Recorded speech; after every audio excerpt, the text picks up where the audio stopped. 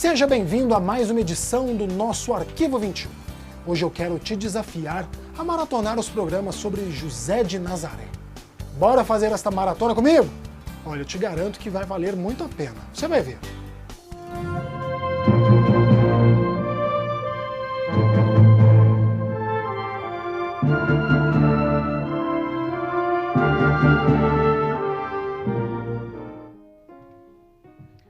Olá, seja bem-vindo, seja bem-vinda. Continuamos a nossa grande caminhada descobrindo um pouco mais sobre a figura de São José.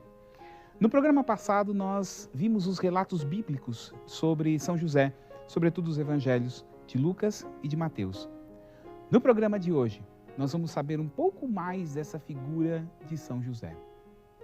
Na verdade sabemos bem pouco sobre São José. Não sabemos o ano em que ele nasceu, não sabemos o local do seu nascimento, e não sabemos sequer o nome de sua mãe. O nome de seu pai é ainda incerto, pois Mateus, no capítulo 1, chama José filho de Jacó. Já o evangelista Lucas diz que José é filho de Levi. Porém, nós já sabemos, a função dos textos bíblicos que citamos não é de dizer a última palavra sobre São José, e muito menos ser um livro de registros de cartório, mas fazer com que Jesus entrasse na história da humanidade. Sabemos ainda, em referência a Maria Santíssima, que José era esposo de Maria, era um homem justo e que era carpinteiro. Existe um texto chamado Hegisipo, que afirma ser José irmão de Cleofas. Sabemos ainda que José viveu em Nazaré durante toda a sua vida, tirando aquele curto espaço de tempo em que ficou exilado no Egito.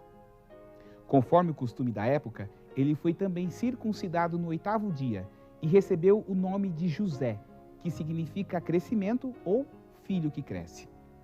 Ainda pequeno, aprendeu também a ler a versão hebraica da Torá. São José nasceu num tempo em que o território da Palestina era dominado pelos romanos, que ali estavam desde o ano 63 a.C. Os romanos introduziram muitos costumes naquele povo. Dentre esses costumes, temos as grandes construções, os ídolos e os templos profanos para cultuar outros deuses.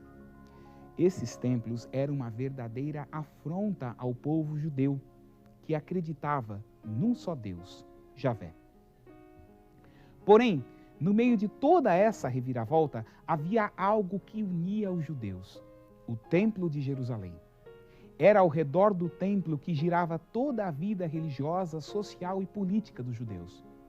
O templo foi construído no século X a.C. pelo rei Salomão, tendo sido destruído por 2 vezes, mas sempre reconstruído. Era ali que o povo oferecia a Deus o sacrifício. E como todo bom judeu, José pagava os 10% de impostos ao templo, taxa que era usada para sustentar os quase 20.000 funcionários. Todos esses detalhes nos ajudam a entender um pouco a sociedade em que José vivia. Daí podemos concluir que também São José não era alguém alheio ao que acontecia, mas uma pessoa comprometida com a sociedade. Como dissemos, José era carpinteiro e com certeza ele herdou essa profissão de seu pai, pois era costume que o pai transmitisse ao filho a profissão. Podemos ainda deduzir que José fosse dono de sua própria marcenaria, que funcionava num lugar da casa. Agora temos que ter em mente que José não era um carpinteiro lá em Jerusalém, ou em Tiberíades, ou em Jericó, ou em Cafarnaum, grandes centros comerciais da época, onde executaria seus serviços nos mais refinados lares dos ricos daquela cidade. Ele foi, sim, carpinteiro em Nazaré da Galileia, cidade simples, pequena. Por isso é que quando dizemos que ele tinha uma profissão e suas aptidões envolviam bem mais do que saber lidar com a madeira, não podemos aí concluir que ele fosse um grande carpinteiro rico. Sabemos que a sua origem era humilde, apesar de ser descendente da realeza de Davi. Queremos saber mais? Como era o dia a dia de um bom judeu? Quais eram as orações diárias de todo o povo judeu? Bem, isso é um assunto para a nossa próxima conversa. Eu espero você. Até lá.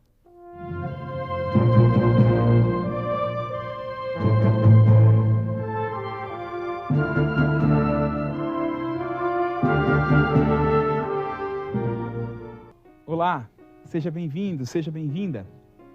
No programa passado, nós vimos alguns outros aspectos sobre a vida de São José, a sua profissão de carpinteiro e alguns aspectos do território onde ele viveu. Mas aí resta uma pergunta: como era o dia a dia de um bom judeu? O dia de um judeu começava muito cedo, porém às 9 horas, José, fiel à tradição do seu povo, interrompia as atividades e recitava a oração prescrita na lei. Num canto de sua oficina, voltava-se para o templo de Jerusalém e, em pé, com as mãos erguidas para o céu, rezava esta oração: Escuta, Israel, o Senhor é o nosso Deus, o Senhor é um só. Amarás o Senhor teu Deus de todo o teu coração, com toda a tua alma e com todas as tuas forças. Essa era a profissão de fé do povo de Israel, também conhecida como Shema Israel, e que todo bom judeu repetia todos os dias de sua vida. Após isso, retomava seu serviço para mais tarde, ao meio-dia, interromper o trabalho para um novo momento de oração, desta vez recordando os mandamentos da lei de Deus e o amor exclusivo de coração e de alma ao Senhor. Fazia o seu almoço, um pouco de descanso e novamente o trabalho para, às 3 horas da tarde, fazer uma nova pausa para a oração, desta vez recordando os grandes feitos de Deus que fez ao libertar o povo de Israel do Egito. Essa era a vida simples do carpinteiro de Nazaré. Nada em sua vida transparecia grandiosidade, mas sua serenidade e sua obediência à vontade de Deus denotam a grandeza de alma deste santo. O importante agora é colocar nossas atenções na pessoa e no mistério do nosso ilustre santo que ele desenvolveu no cumprimento fiel da sua vocação ao lado de Jesus e de Maria, sua esposa. Rezemos com São José. Ó Deus nosso Pai, de ternura e de carinho, que fizeste São José, esposo de Maria, uma pessoa profundamente comprometida com a realidade de seu país, dai aos pais a coragem de enfrentar os problemas que a vida lhes oferece, com um profundo espírito de fé e com as atitudes corretas e concretas de vida. Por Cristo nosso Senhor. Amém. Resta ainda conhecer um pouquinho sobre o ambiente político e religioso do tempo de José. Toda essa uniformidade, toda essa grandiosidade descrita na cidade de Jerusalém precisam ser contextualizadas melhor. Como era o ambiente político de Jerusalém? Bom, isso já é um assunto para a nossa próxima conversa. Eu espero você. Até lá.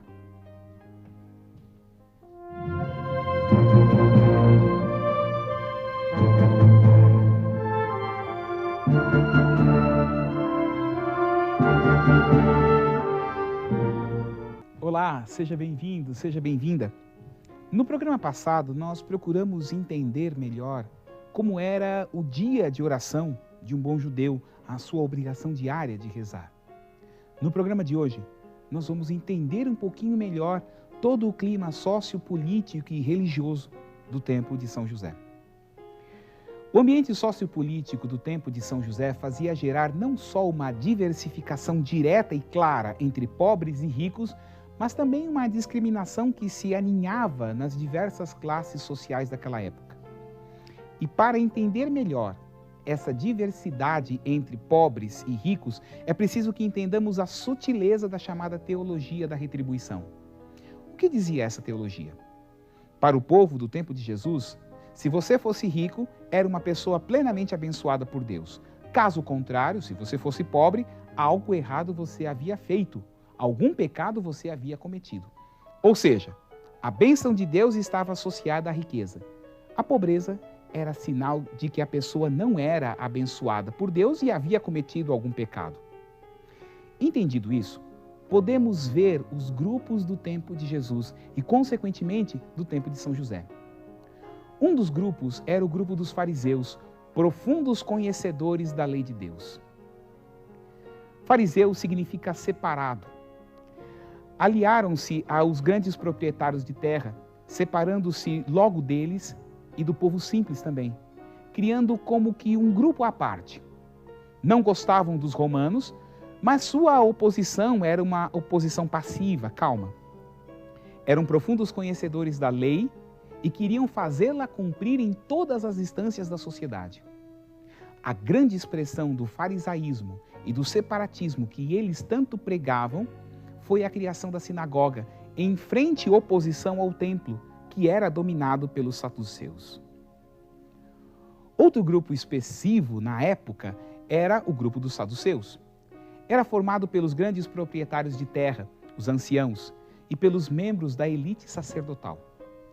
Eles tinham o poder nas mãos e controlavam a administração da justiça no tribunal do Sinédrio.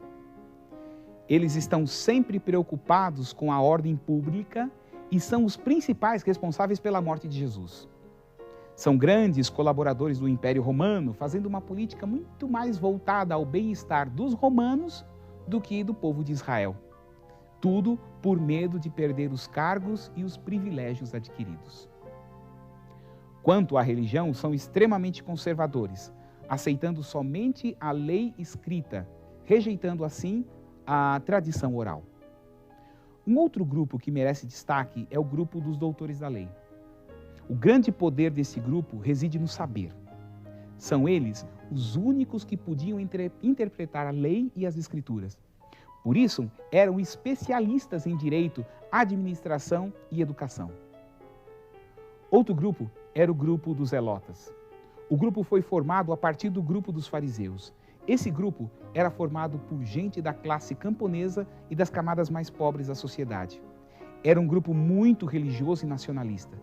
Queriam a todo custo expulsar os romanos e eram também contrários ao governo de Herodes na Galileia. Eram considerados reformistas, pois queriam a descendência de Davi de volta ao poder.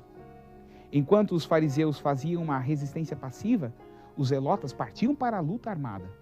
Por isso, eram considerados também criminosos, perigosos e deturpadores da ordem pública. Mas não haviam só esses grupos, não. Haviam outros grupos relacionados e que se enfrentavam dentro do território de Israel. Mas isso fica para o nosso próximo programa. Eu espero vocês. Até lá.